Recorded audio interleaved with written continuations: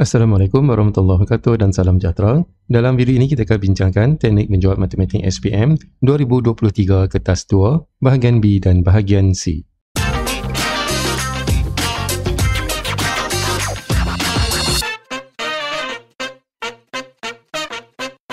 Dalam video kali ini kita akan bincangkan soalan percubaan dari negeri Perlis. Kita lihat soalan kita yang pertama, soalan nombor 11A. Ajak 6 juruan jawapan menunjukkan sebuah sisi 4M yang dilukis pada satu satah kates. 1 Roman, pada ruang jawapan lukis imej bagi sisi 4M di bawah transformasi pembesaran dengan faktor skala negatif 2 pada pusat 7, 5. Jadi kita akan lukis imej dengan faktor skala negatif 2. Jadi kita lihat dulu apakah yang dimaksudkan dengan faktor skala negatif. Okey, di sini cikgu ambil nota ini dari buku teks. Okey, kita ada 3 keadaan. Keadaan pertama di mana faktor skalanya lebih besar daripada negatif 1 dan kurang daripada sifar. Jadi di sini imej dia kecil. Kemudian untuk K sama dengan negatif 1, imej adalah sama saiz dengan objek. Kemudian K kurang daripada negatif 1, imej yang terhasil lebih besar daripada objek. Dan kalau kita lihat, kalau K bernilai negatif, imej yang terbentuk adalah secara songsang, dia terbalik daripada objek. Itu maksud faktor skala negatif. Jadi di sini kita akan lukis imej M, kita tanda pusatnya itu 7, 5 di sini. Kemudian kita akan buat garis. Mana faktor skala di sini adalah K sama dengan negatif 2. Jadi di sini kita akan kira faktor skala dia adalah imej per objek. Kita akan ambil jarak. Okay, jarak objek ke pusat adalah 1 perpenjuru di sini. Ini 1. Jadi imej yang terbentuk akan jadi 2 perpenjuru. Jadi kita akan garis 2 perpenjuru selepas daripada pusat. Garis sini. Jadi kita dapat satu titik di sini, ini adalah imej kepada bucu ini. Kemudian kita buat satu lagi bucu, kita ambil bucu di sini. Kita garis. Okay, jaraknya adalah 2 kotak di sini. Kemudian untuk imej yang terbentuk, dia akan jadi 4 kotak. Kita bilang 4 sini. Jadi bucunya berada di sini. Kemudian kita boleh garis untuk mendapatkan imejnya. Jadi kita dah dapat satu sisi yang pertama untuk objek ini. Kemudian kita akan ulangi untuk bucu yang ketiga dan bucu yang keempat. Jadi kita akan dapat seperti ini. Kemudian kita akan guna pembaris, kita akan ikut untuk melukis imej. Dan ini adalah M prime kita. Dan seterusnya terlihat pula untuk soalan A 2 Roman. Jika luas M ialah 8 unit persegi, cari luas imej M. Okey, di sini diberi kepada kita M adalah 8 unit persegi. M ni adalah objek. Jadi untuk mendapatkan luas imej, kita akan gunakan rumus luas imej sama dengan K kuasa 2 darab dengan luas objek. Di mana K tadi adalah negatif 2. Kemudian kita kuasa 2 kan, darab dengan 8 dan kita akan dapat jawapannya adalah 32. Lalu seterusnya terlihat soalan B.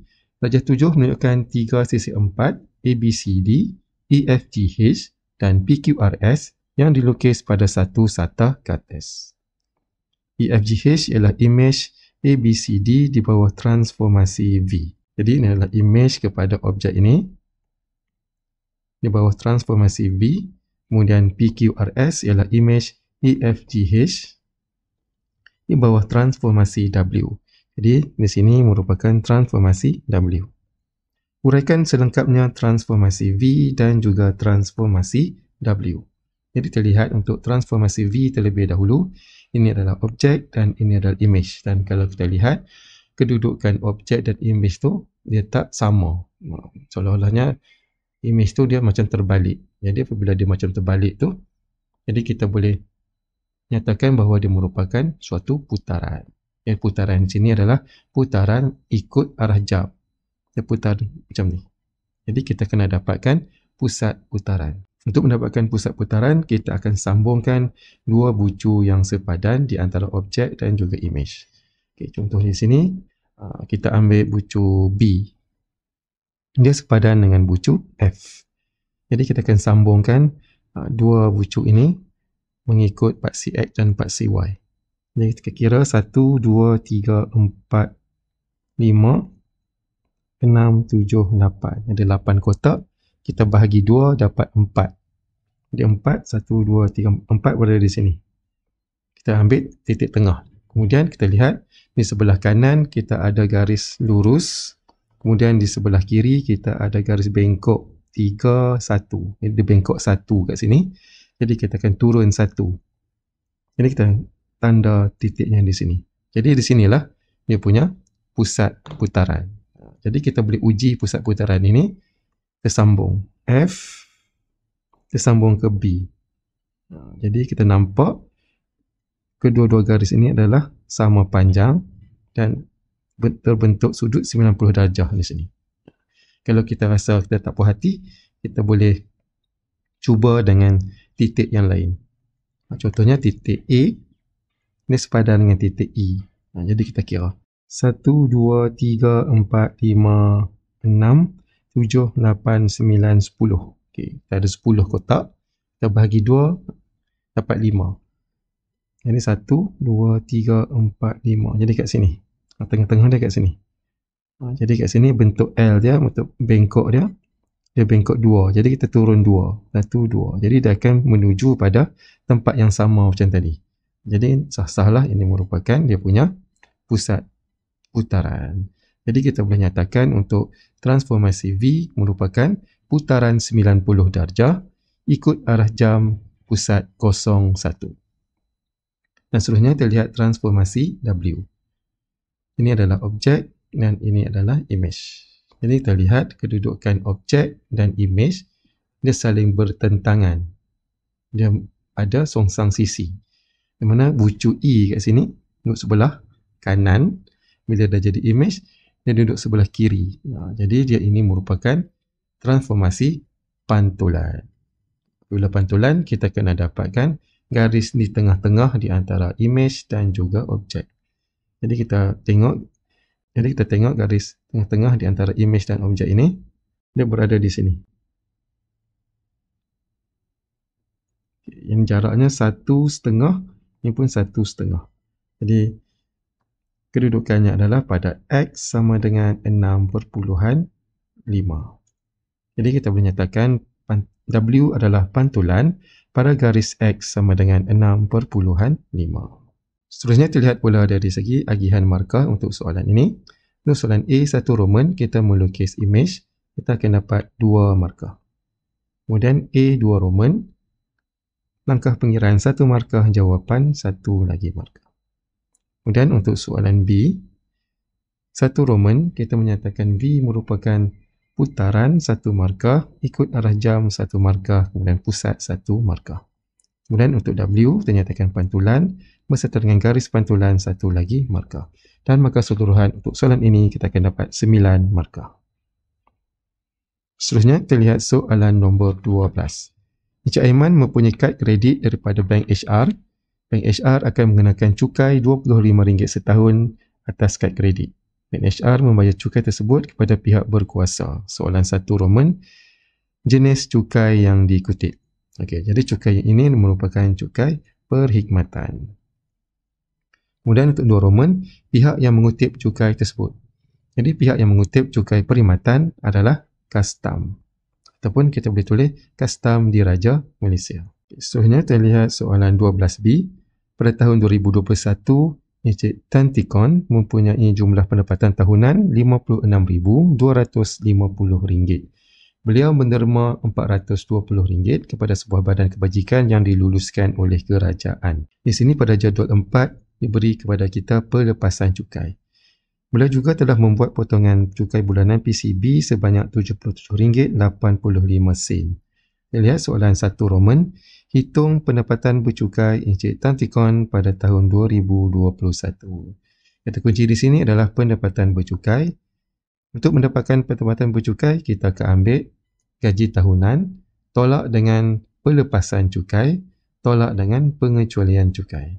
Jadi kita ambil gaji tahunannya RM56,250. Kita tolak dengan RM420. RM420 ini merupakan derma. Derma adalah pengecualian cukai. Kemudian kita tolak dengan 9,000 merupakan pelepasan cukai individu di sini. Kemudian kita tolak lagi dengan 4,970 iaitu insurans hayat dan KWSP. Kemudian kita tolak lagi dengan 3,000 iaitu insurans perubatan di mana dia ada had sebanyak 3,000 sahaja. Jadi kita akan tolak 3,000 sahaja dan kita tak tolak dengan RM3,150 ni. Kemudian kita tolak lagi dengan RM4,500 iaitu yuran pengajian sendiri. Dan kita akan dapat pendapatan bercukainya adalah RM34,360. Seterusnya untuk soalan 2 Roman. Hitung cukai pendapatan yang perlu dibayar oleh Encik Tan Tikon bagi tahun tersebut dengan mengambil kira rebat cukai sekiranya layak. Jadi kita akan mengira jumlah cukai yang perlu dibayar. Pertama sekali kita tengok jadual 5. Kita akan ambil pada baris yang kedua iaitu pendapatan bercukai di antara RM20,000 sehingga RM35,000. Kemudian untuk RM20,000 yang pertama bayarannya adalah RM150. Jadi kita akan ambil RM20,000 yang pertama bayarannya adalah RM150. Kemudian kita ambil bakinya, kita tolak RM34,360 tolak dengan RM20,000 dan kita darab dengan kadarnya di sini 3% dan kita akan dapat RM430.80. Jadi untuk jumlah cukai kita tambah 150 dengan RM430.80. Kemudian di sini kita akan tolak dengan 400. 400 ini merupakan rebat kerana pendapatan bercukai kurang daripada RM35,000 akan dapat rebat RM400. Jadi kita tolak dengan 400. Kemudian kita akan dapat RM180.80. Jadi ini merupakan jumlah cukai pendapatan bagi Encik Tan Tikon. Malah seterusnya kita lihat soalan 3 Roman. Berdasarkan jawapan anda di 12B, adakah Encik Tan Tikon perlu membuat bayaran baki cukai pendapatan? Okey. Bayaran baki cukai pendapatan ini dia melibatkan PCB. Yang kita lihat PCB yang dibayar oleh Encik Tan Tikon adalah RM77.85 sebulan. Jadi kita darab dengan 12 untuk dapatkan setahun. Jadi jumlah potongan yang telah dibuat adalah sebanyak RM934.20. Kemudian kita bandingkan dengan cukai pendapatan yang harus dibayar oleh Encik Tan Tikon. Jadi di sini kita nyatakan bahawa Encik Tan Tikon tidak perlu membayar baki cukai. Di sini tidak. Alasannya kerana PCB lebih besar daripada cukai. Maksudnya potongan itu terlebih daripada cukai yang sepatutnya dibayar. Baiklah, seterusnya kita lihat pula dari segi agihan markah. Kita lihat soalan nombor 12A. 1 Roman 1 markah, 2 Roman 1 lagi markah. Kemudian untuk soalan B, 1 Roman pendapatan bercukai, langkah pengiraan 1 markah, jawapan 1 lagi markah. Selanjutnya untuk soalan B 2 Roman, kita mendapatkan nilai RM150, kemudian kita tambah dengan RM430.80 dan kita tolak dengan rebat, kita akan terus dapat 2 markah di sini dan jawapan 1 lagi markah. Kemudian untuk soalan B 3 Roman, kita dapatkan nilai PCB secara keseluruhan 1 markah. Kemudian kita nyatakan tidak berserta dengan justifikasi 1 lagi markah. Dan kita akan dapat 9 markah untuk soalan ini. Kalau seterusnya kita lihat soalan nombor 13A. Diberi set semester X lebih besar daripada 22 kurang daripada 32 di mana X ialah integer. Set P adalah gandaan 6. Set Q nombor yang mempunyai 2 faktor sahaja dan set R adalah nombor genap. Soalan 1 Roman, senaraikan semua unsur set P, Q dan R dengan menggunakan tata tanda set. Jadi untuk menjawab soalan ini, kita lihat untuk set P, dia adalah gandaan 6. Gandaan 6 di antara nombor 23 sehingga 31 adalah 24 dan 30. Kemudian untuk set Q, nombor yang mempunyai 2 faktor sahaja ini adalah nombor perdana. Jadi terdiri daripada nombor 23, 29 dan 31. Kemudian untuk set R, nombor genap, terdiri daripada 24, 26, 28 dan juga 30. Seterusnya soalan 13A 2 Roman. Pada rajah 8 di ruang jawapan, lukis dengan lengkap set semester, set P, set Q dan juga set R. Ini terlihat pada ruang jawapan. Untuk melukis set P, Q dengan R, kita kena pastikan dulu adakah terdapat unsur yang sama di dalam set yang berbeza. Jadi di sini kita ada set P 30 dan juga 24. Dalam masa yang sama, unsur tersebut juga berada dalam set R. Jadi di sini kita akan lukis set P berada keseluruhan di dalam set R seperti ini. Iaitu P merupakan subset kepada set R. Kemudian untuk set Q, dia merupakan set yang eksklusif, yang tidak berkongsi unsur dengan set yang lain. Kemudian dalam kotak besar ini merupakan set semester. Dan kemudian kita kena letakkan unsur di dalam set tersebut seperti ini. Dan kita kena letak titik pada hadapan unsur tersebut. Ini jawapan kita untuk soalan 2 Roman. Baiklah, seterusnya kita lihat soalan B. SMK Seri Jernih telah mengadakan bulan STEM. Pelbagai aktiviti telah diadakan seperti aktiviti membina jambatan, pertandingan kapal terbang kertas dan kuis STEM. Kemudian jadual 6 menunjukkan bilangan murid yang terlibat di sini. Kemudian kita lihat soalan. Rajah 9 di ruang jawapan menunjukkan kemenajah van yang tidak lengkap. Okay, sini diberi kepada kita set J merupakan aktiviti membina jambatan, set K menerbangkan kapal terbang kertas, kemudian set S yang menyertai kuis STEM. Kemudian kita kena lengkapkan gambar rajah van berdasarkan maklumat di jadual 6. Kita lihat jadual 6 di sini. Pertama sekali untuk melengkapkan Kemerajah van, kita kena tengok murid yang menyertai ketiga-tiga aktiviti. Jadi kita lihat di sini, menyertai ketiga-tiga aktiviti adalah 53. Jadi 53 ni kita letak di tengah-tengah sekali. Sebabkan dia bersilang 3 set. Set J, K dan juga S. Okey, yang seterusnya kita lihat pula yang berikutnya adalah yang melibatkan gabungan 2 set. Okey, membina jambatan dan pertandingan kapal terbang kertas. Di sini kita ada 22. Ini 22 di sini telah pun diberi kepada kita 22. Okey, dah selesai 2. Kemudian kita lihat pula yang seterusnya. Membina jambatan dan kuis STEM kita ada 85. Jadi membina jambatan iaitu J dan juga kuis STEM kita ada 85. Jadi kedudukannya berada di sini. Jadi kita ambil 85. Kita tolak dengan 53 yang berada di tengah-tengah tadi. Jadi kita dapat 32 di sini. Ini jawapan kita untuk 32.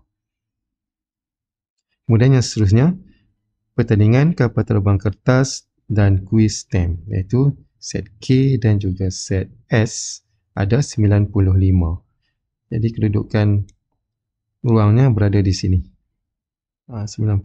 Jadi kita ambil 95 tolak dengan 53 tadi, kita akan dapat 41 di sini. Ini jawapan kita. Kemudian yang seterusnya, pertandingan kapal terbang kertas ada 136 orang. Itu kawasan kapal terbang kertas, iaitu set K sini. Jadi caranya kita ambil 136, kita tolak dengan 22, tolak dengan 53 dan tolak dengan 41. Jadi kita dapat 20. Kemudian yang seterusnya membina jambatan 146 iaitu set J. Kawasannya berada di sini. Jadi kita ambil 146 tolak dengan 22, tolak dengan 53 dan tolak dengan 32. Jadi kita dapat 39. Kemudian yang terakhir menyertai kuis STEM sahaja. Jadi kuis STEM sahaja S ruangnya berada di sini. Jadi kita tulis 7 kat sini. Ini jawapan kita untuk soalan B1 Roman. Kemudian seterusnya 2 Roman, hitung jumlah murid tingkatan 5 di SMK Seri Jernih. Jadi kita kena hitungkan jumlah keseluruhan murid tingkatan 5. Jadi caranya kita akan tambahkan bilangan-bilangan ini. Kita ambil 20 tambah 22 tambah 39 tambah 41 tambah 53 tambah 32 tambah dengan 7. Dan kita akan dapat 214 orang. Baiklah, seterusnya kita lihat pula dari segi agihan markah untuk soalan ini. Untuk soalan 13A, kita senaraikan unsur set P, Q dengan R, kita akan dapat 1 markah masing-masing. Kemudian seterusnya untuk soalan A2 Roman, kita melukis set P, set Q dengan set R, kemudian kita senaraikan unsur-unsurnya dengan betul, kita akan dapat 3 markah. Seterusnya terlihat soalan B1 Roman, melengkapkan gambar rajah Venn. Kita menulis bilangan unsur yang betul keseluruhannya, kita akan dapat 2 markah di sini. Kemudian untuk soalan B2 Roman, kita akan dapat 1 lagi markah. Dan markah keseluruhan untuk soalan ini adalah sebanyak 9 markah. Seterusnya terlihat soalan nombor 14. Keluarga Pak Hamid ingin mengadakan hari keluarga. Mereka bercadang untuk menempah X helai t-shirt dewasa dan Y helai t-shirt kanak-kanak untuk hari tersebut. Jumlah tempahan kedua-dua jenis t-shirt ialah tidak lebih daripada 100 helai dan jumlah bilangan tempahan t-shirt kanak-kanak adalah lebih 2 kali ganda daripada bilangan t-shirt dewasa.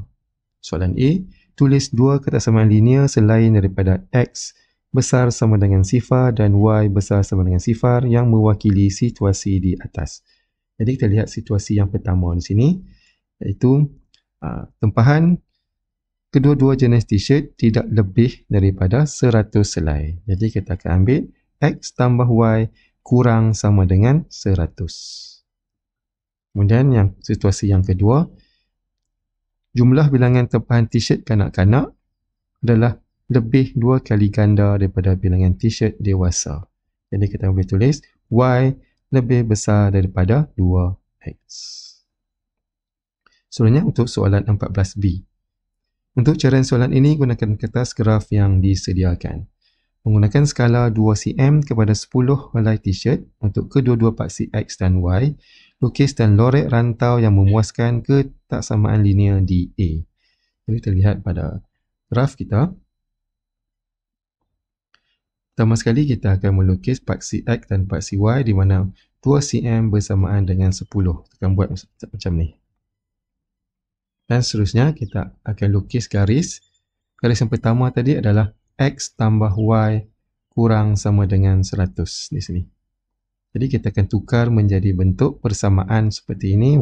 X tambah Y sama dengan 100. Kemudian kita buat jadual kecil macam ni untuk dapatkan 2 titik. Jadi kita akan pilih nilai X. Okay, bila kita pilih nilai X sama dengan sifar, maka Y akan jadi 100.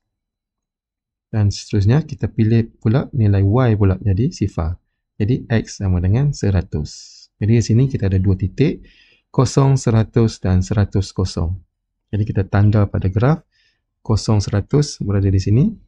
Kemudian 100, 0 berada di sini. Kemudian kita ambil pembaris dan kita garis. Dan garis yang kita akan, garis ini, kita lukis ini adalah garis padu.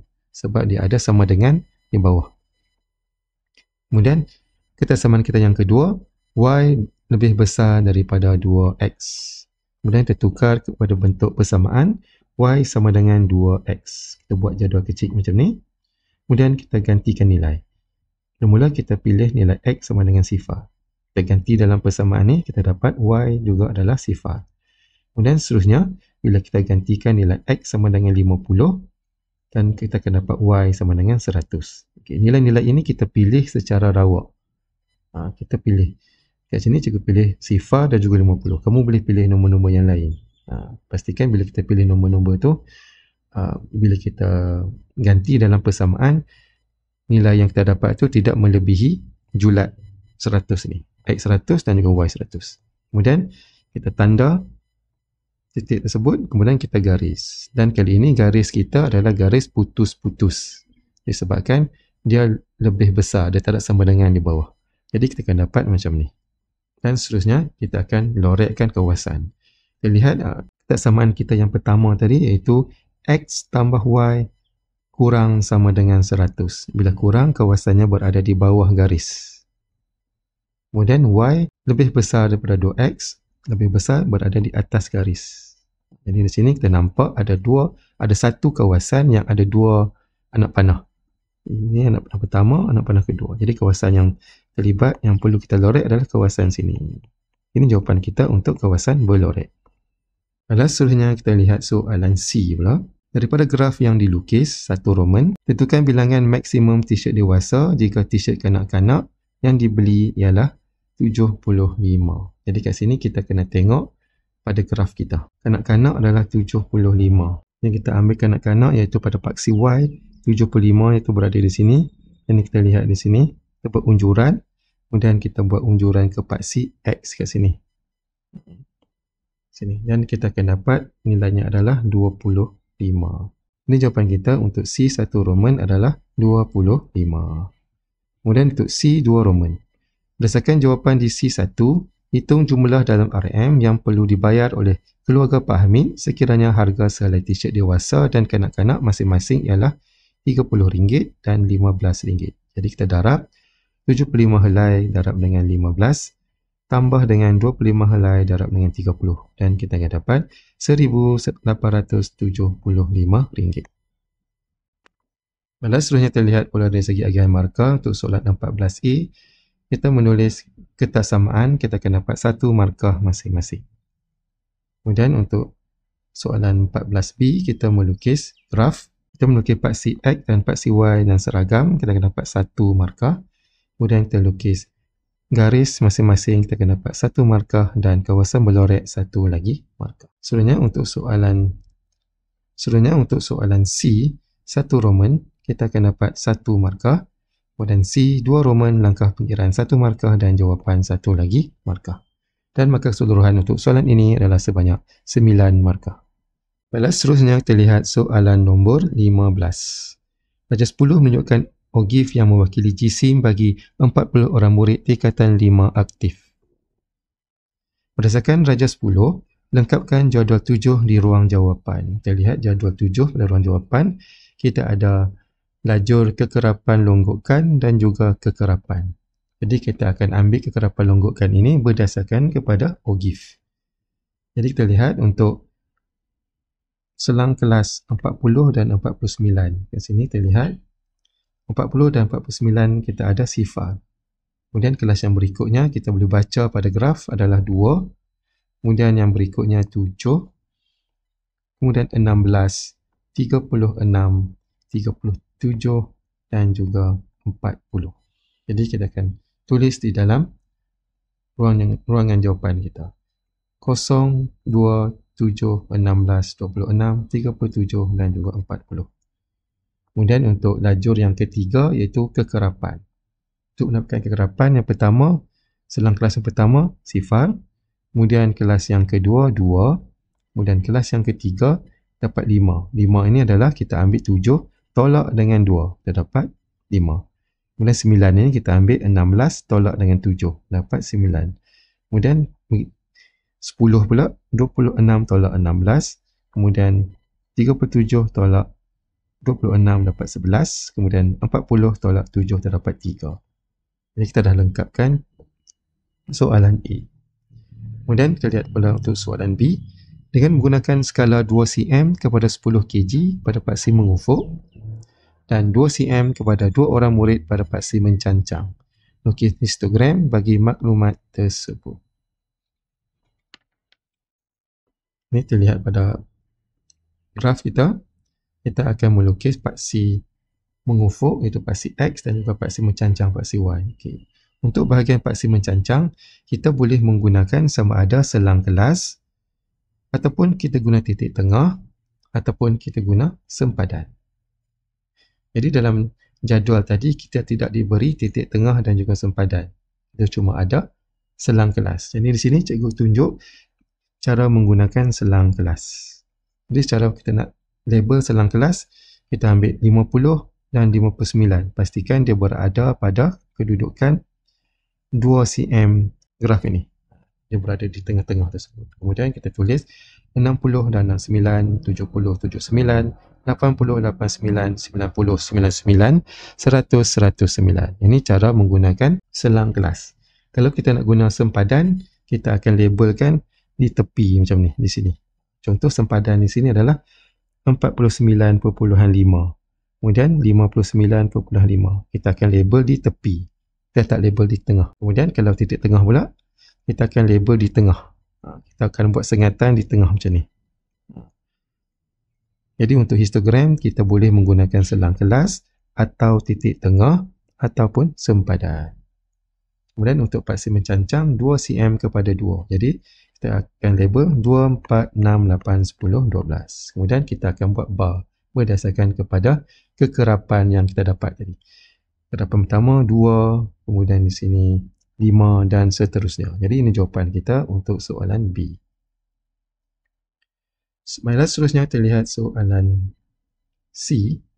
Berdasarkan histogram yang dilukis, nyatakan bilangan murid yang mempunyai jisim kurang daripada 70 kg. Kita lihat balik pada histogram kita.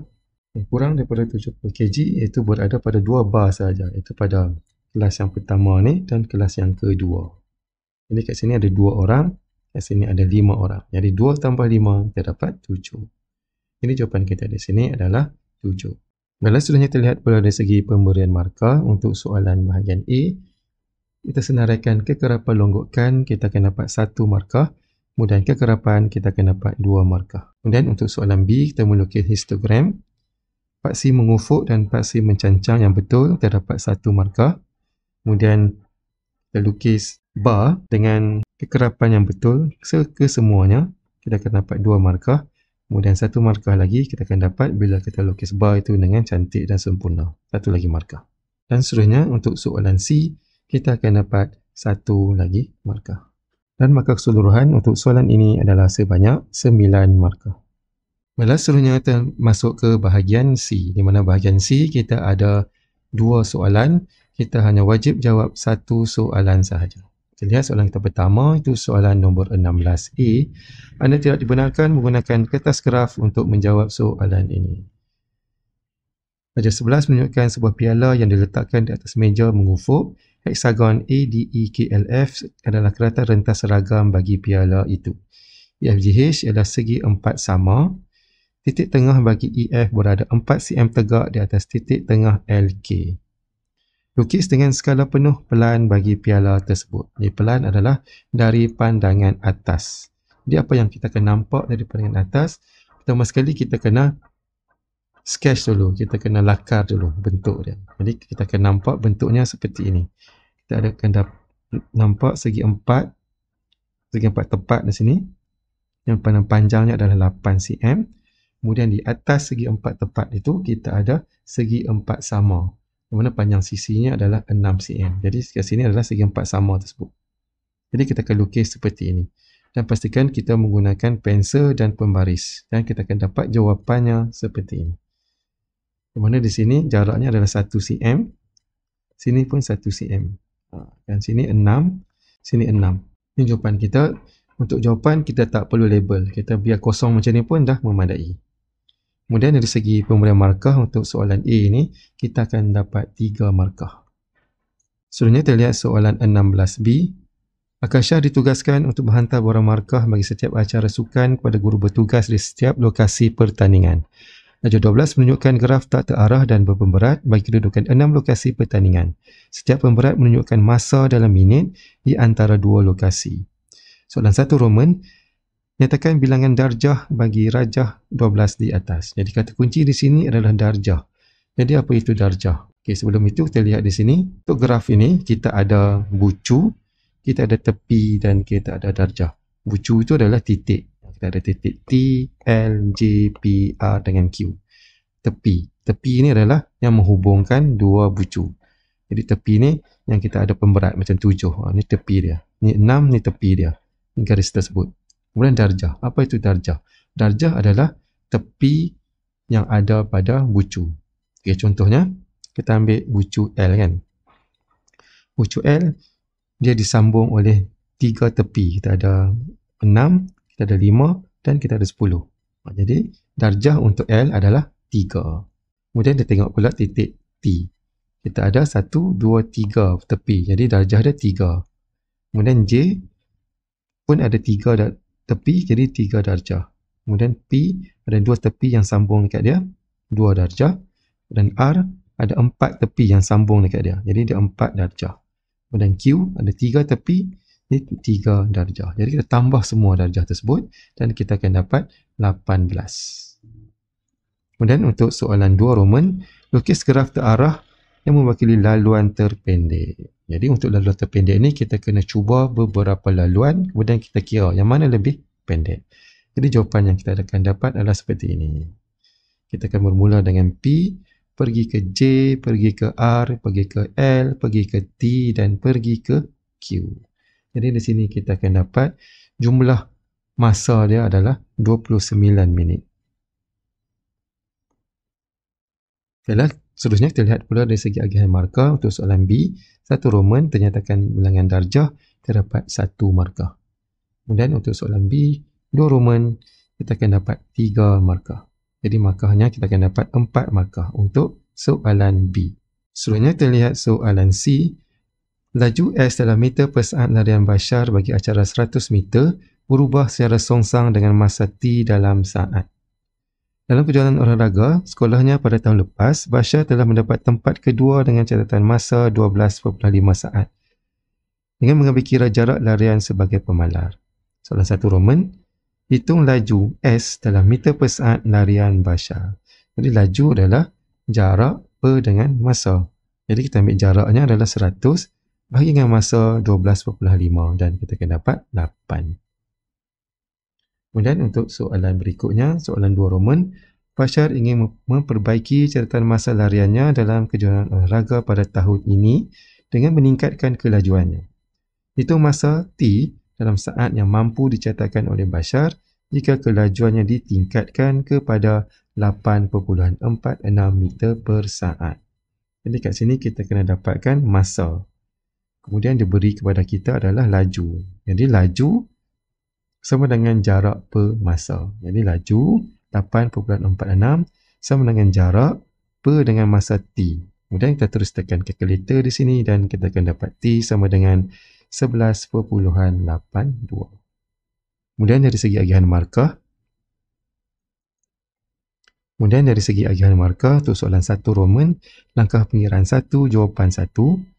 2 Roman, langkah pengiraan 1, jawapan juga 1 markah. Dan kita akan dapat 4 markah untuk soalan C. Baiklah, seterusnya kita beralih ke soalan D.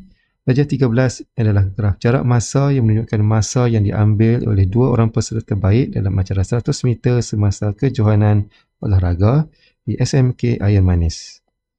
Graf OE mewakili larian Nabil, graf OABC mewakili larian Bashar. AB adalah masa yang diambil oleh Bashar sebelum meneruskan lariannya kerana terjatuh. Soalan 1 Roman, hitung kerugian masa dalam saat yang dialami oleh Bashar dalam pertandingan. Kita lihat ini adalah Bashar. Untuk graf Bashar dia ada graf yang mendatar. Mendatar tu maksudnya dia berhenti. Jadi kita akan ambil 9 tolak dengan 6. Kita dapat 3 saat dia berhenti di sini, iaitu kerugian masa. Kemudian untuk soalan 2 Roman, adakah Bashar berpeluang untuk menjadi johan dalam acara 100 meter jika tidak jatuh dan mengekalkan kelajuannya sepanjang larian? Berikan justifikasi anda. Jadi di sini kita kena dapatkan laju bagi kedua-dua peserta ini. Pertama sekali kita akan ambil kelajuan yang dibuat oleh Bashar ni. Sebelum dia jatuh, dia telah berlari sejauh 50 meter. Dengan masa 6 saat. Jadi kita ambil laju 50/6 sama dengan 8.33. Kemudian kita kira pula laju Nabil. Kalau kita lihat graf Nabil, Nabil berlari sejauh 100 meter dalam tempoh 13 minit. Jadi kita ambil 100/13, kita dapat 7.69. Jadi kita boleh buat perbandingan laju di antara Nabil dan juga Bashar. Jadi sini jawapan kita adalah ya. Kerana Bashar lebih laju daripada Nabil. Kerana laju Bashar 8.33, sedangkan Nabil 7.69 sahaja. Kemudian dari segi agihan markah, untuk soalan 1 Roman, kita akan dapat 1 markah.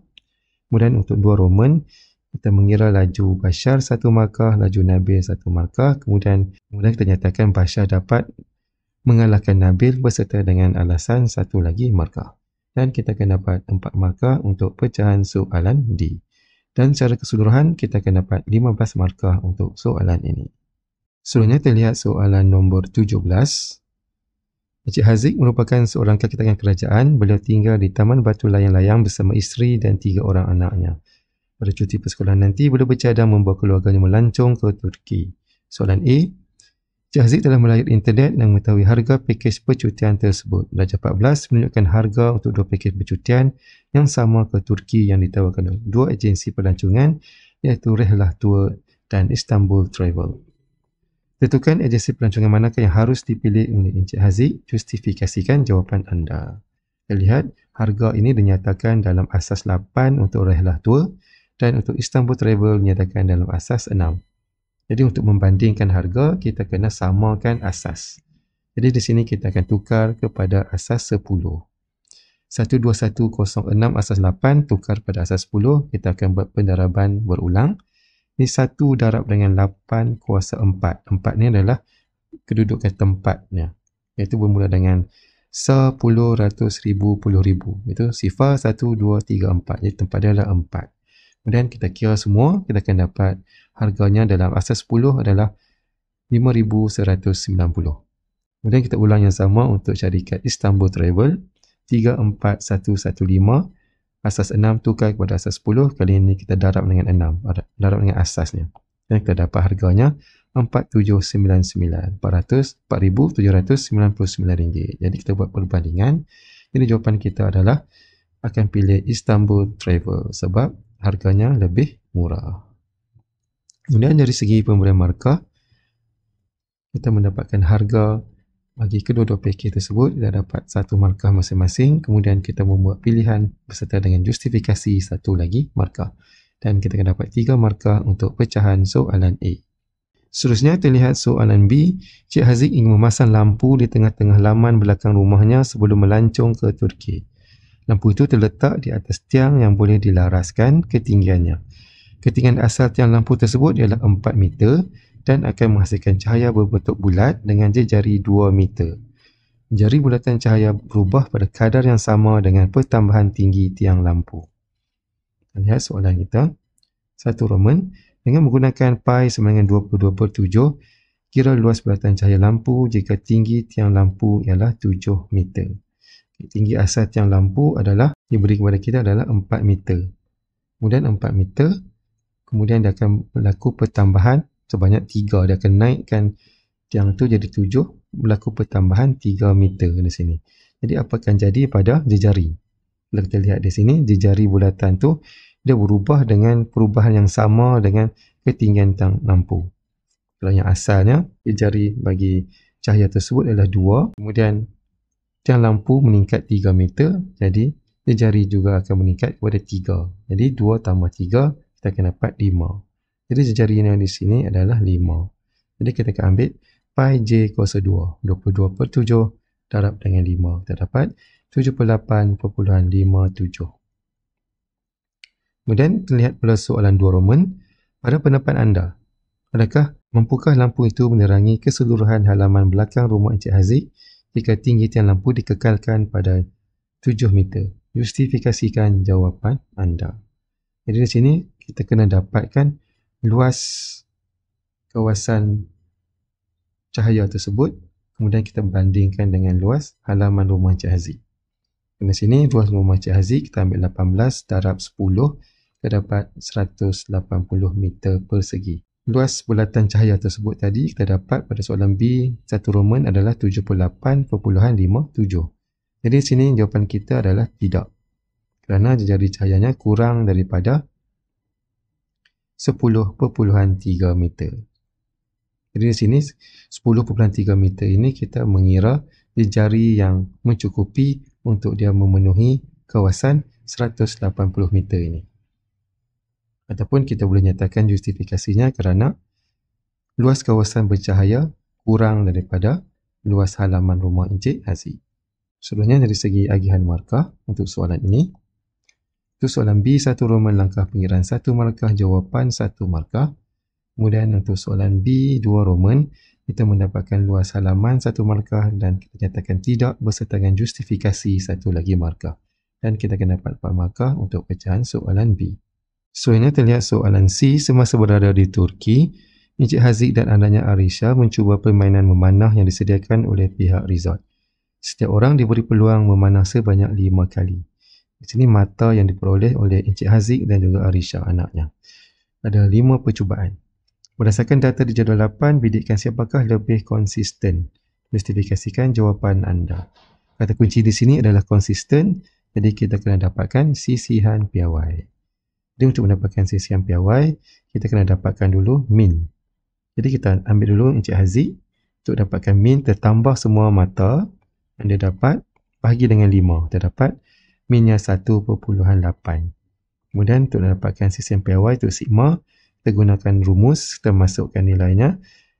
Setiap nilai kita kuasa 2 kan, bahagi dengan jumlah data 5, tolak dengan min kuasa 2 dan kita akan dapat 1.72.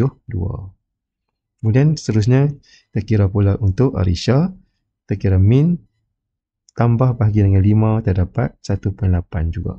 Min sama dengan Encik Haziq. Kemudian kita kira pula sisihan piawai dan di sini kita akan dapat 0.75.